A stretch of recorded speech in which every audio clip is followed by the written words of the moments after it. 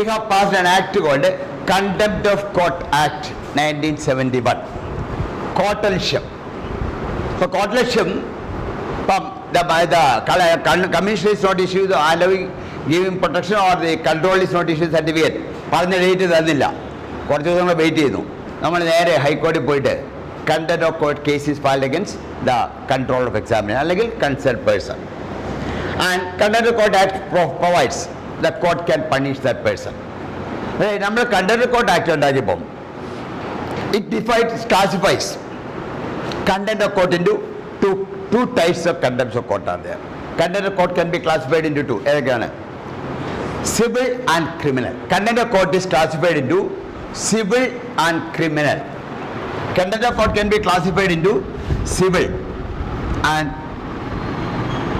criminal contempt of court. രണ്ടുതരം content ഉണ്ട്. One is called civil and the other is criminal. എന്താണ് civil? ഇപ്പം control of examination അയാളൊന്നും ചെയ്യുന്നില്ല, ചീഫ് സെക്രട്ടറി ഒന്നും ചെയ്യുന്നില്ല, കണ്ടന്റ് ഓഫ് കോർട്ടാണ്. സിവിൽ ആണോ ക്രിമിനൽ ആണോ? It is civil. Disobeying the order of the court is civil contempt of court. And a case can be filed against him. Any officer is given a direction by the court, he must comply with the order. അപ്പോൾ നമ്മൾ ഈ അടുത്ത കാലത്ത് പേപ്പറിലെല്ലാം വായിച്ചു, മാരിയുടെ flat പൊളിക്കാൻ supreme കോടതി ഉത്തരവിട്ടു, എന്നിട്ട് പൊളിച്ചൊന്നുമില്ല. ഉടനെ സുപ്രീം കോടതി എടുത്തു ഇവിടുത്തെ ചീഫ് സെക്രട്ടറിയോട് കണ്ടന്റ് ഓഫ് കോർട്ട് കേസ് എടുക്കണമെങ്കിൽ അവിടെ കോടതി വരാൻ പറഞ്ഞു. കോടതി വന്ന് ഡയറക്ഷൻ കൊടുത്ത് ഉടൻ പൊളിക്കണം, ഇല്ലെങ്കിൽ കണ്ടന്റ് ഓഫ് കോർട്ട്. അല്ലെങ്കിൽ അതിന് മുമ്പ് കുറച്ച് ദിവസം മുമ്പ് ഉണ്ടായിരുന്നു, ഒരു 2 കൊല്ലം മുമ്പായിരുന്നു, സെൻകുമാറിനെ ചീഫ് സെക്രട്ടറി ഓർഡർ കൊടുത്തു. ചീഫ് സെക്രട്ടറിക്ക് ഓർഡർ കൊടുത്തു സ്റ്റേറ്റ് പോലീസ് ചീഫ് ആക്കാനായിട്ട്. അപ്പോയിൻറ്റ് ചെയ്തില്ല. അവസാനം സെൻകുമാർ പോയി കണ്ടന്റ് ഓഫ് കോർട്ട് കേസ് കൊടുത്തപ്പോഴാണ് അപ്പോയിൻറ്റ് ചെയ്തത്.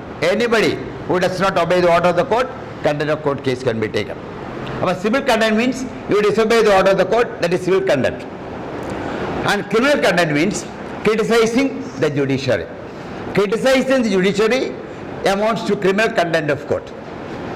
Criticizing judiciary, judgment be given by the court. Court judgment cannot be criticized. Even the Parliament of India, members of Parliament, even Prime Minister has no right to criticize the judges or judgment. You don't like the judgment, only thing you can do, you can file an appeal for a higher court. Supreme കോടതി വിധി വന്നു കഴിഞ്ഞാൽ പിന്നെ ആകെ ചെയ്യാവുന്ന we can file a review petition അല്ലാതെ ഒന്നും ചെയ്യാൻ പറ്റില്ല. You have to obey what the supreme court says. അല്ലാതെ അസംബ്ലിയിലും പാർലമെന്റിലും അടുത്ത ദിവസം ഭയങ്കര ക്രിറ്റിസിസം വെച്ചാൽ no judge can deliver judgment independently. That is why there is a rule in the parliament also, nobody can criticize the judge. Parliament members have maximum freedom of speech and expression. Even then they have no right to criticize the judges or judgment. Appeal വേണേൽ കൊടുക്കാവുന്നല്ലാതെ everybody has to obey. That is called criminal contempt of court. Yes?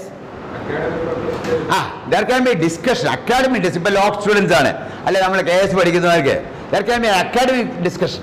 And you know, court is not very particular in punishing anybody. Court says we live in a democratic system. People have freedom of religion, freedom of speech and expression. Normally they will ignore. പിന്നെ രക്ഷയില്ല വരുമ്പോഴാണ് കോടതി നടപടി എടുക്കത്തുള്ളൂ. നടപടി എന്താണ്? They will be summoned. He can tender apology. If you tender apology, കോടതി അങ്ങ് അംഗീകരിക്കും. അതാണ് നമ്മൾ ഈ ചാനലൊക്കെ കാണത്തില്ലേ, ഇന്നൊരു കോടതി വിധി ഉണ്ടാ വൈകിട്ട് സകലം ചാനലിൽ കയറി അങ്ങ് കോടതിയെ ഒരു നിയമം അറിയത്തില്ല വന്ന് കോടതി ജഡ്ജിയെക്കാളൊക്കെ നിയമം അറിയാവുന്ന പോലെ വന്ന് അങ്ങോട്ട് ആളുകൾ ഒരു ലോ അവരില്ലെങ്കിലും വന്ന് ചാനലിൽ കിടന്ന് അങ്ങ് പറയാണ്. ഇവർ പറയുന്നിട്ട് ഇവർക്കെല്ലാം അറിയാം, ഇവരെ സ്ഥലത്തിരുന്നെങ്കിൽ ഇവരെല്ലാം നല്ല ജഡ്ജ്മെൻ്റ് അങ്ങ് വിധിയോ പറച്ചില്ല. ജഡ്ജിൻ്റെ കിട്ടിയോ? Judge simply ignore this. എന്നുവെച്ചാൽ അവർക്കറിയാം 8 തൊട്ട് 10 വരെ കഴിഞ്ഞാൽ 10 ജനങ്ങൾ ആരും ഇത് ഓർക്കാൻ പാടില്ല.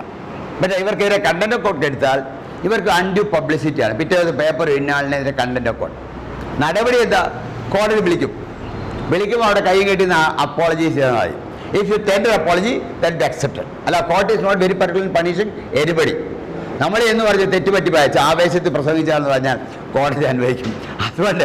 അതുകൊണ്ട് ഈ ചാനലൊക്കെ വന്നിട്ട് ഭയങ്കര. പക്ഷേ ആർഗ്യൂ ചെയ്യാൻ പോയാൽ ചിലപ്പം വെട്ടിലാകുകയും ചെയ്യും. എന്ന് വെച്ചാൽ if tender apology court will accept it. Court very particular ഒന്നുമില്ല. നമുക്കിപ്പം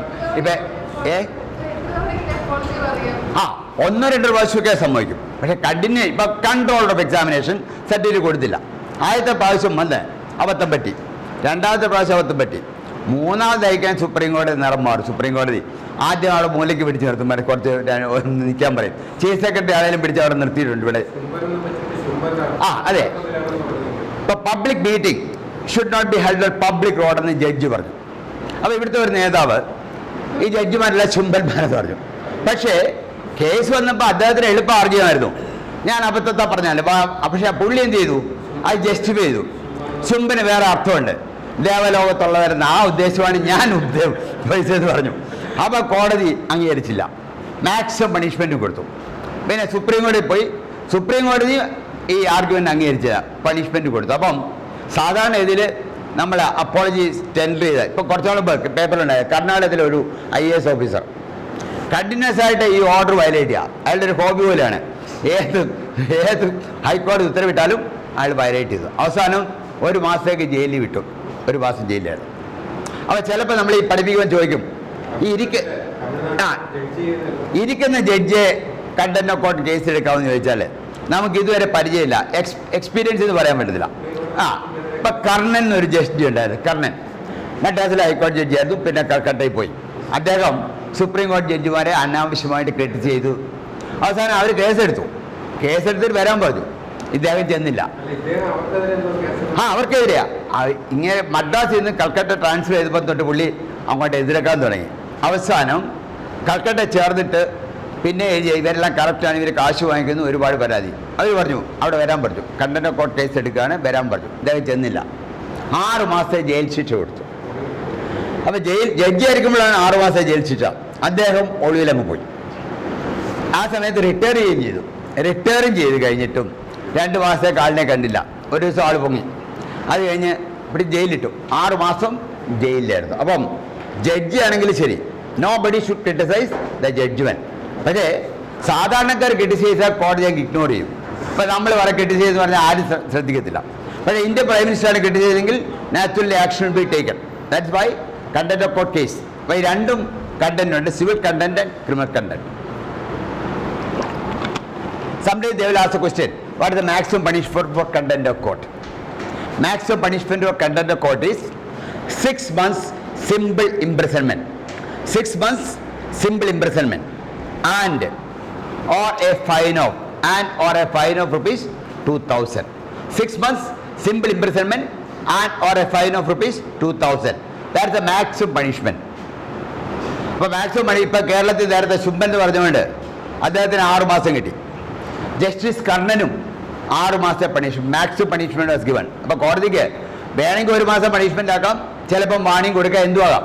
പക്ഷേ ഈ ഒരു continuously violating, an officer is continuously violating, he will definitely get imprisonment. അപ്പം that is left to the court.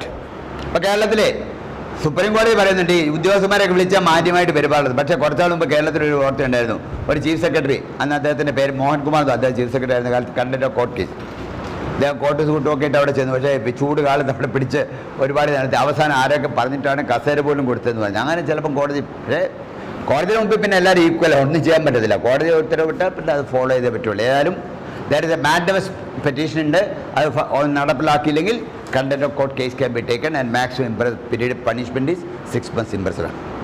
Next is quo warranto. അപ്പോൾ ഓർത്തിരിക്കുക, mandamus cannot be filed against the president, against governors, against private individual, and public official who does not perform his public duty, we can file mandamus petition.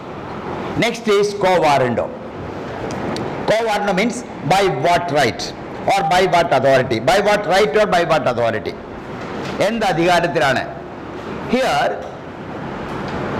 we should be ruled by competent, qualified persons only. A constitutional law may prescribe certain qualifications. Post created by Indian Constitution, post created by law, or non-statutory post created by the government.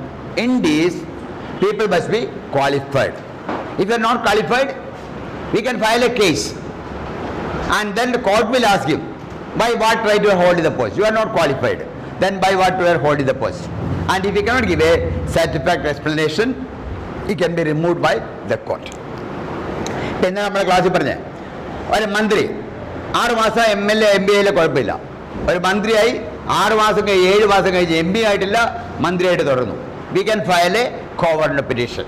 Then the court will ask him, you are not a member of the house for the last 7 months, then how can you continue as a minister? Naturally he will resign and go, അല്ലെങ്കിൽ he will be removed by the court. കേരളത്തിൽ പലപ്പോഴും ഉണ്ടായിട്ടുണ്ട്, vice chancellors may not be qualified.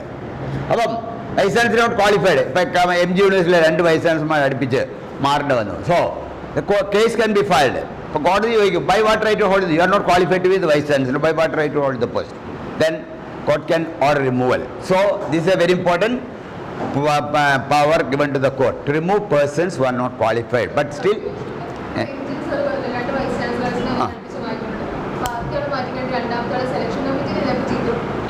പക്ഷേ selection committee അപ്പോൾ government nominate ചെയ്തിട്ടാണ് appoint ചെയ്തത്. Government ആണ് vice ചാൻസലറുടെ post പേര് നോമിനേറ്റ് ചെയ്തത്.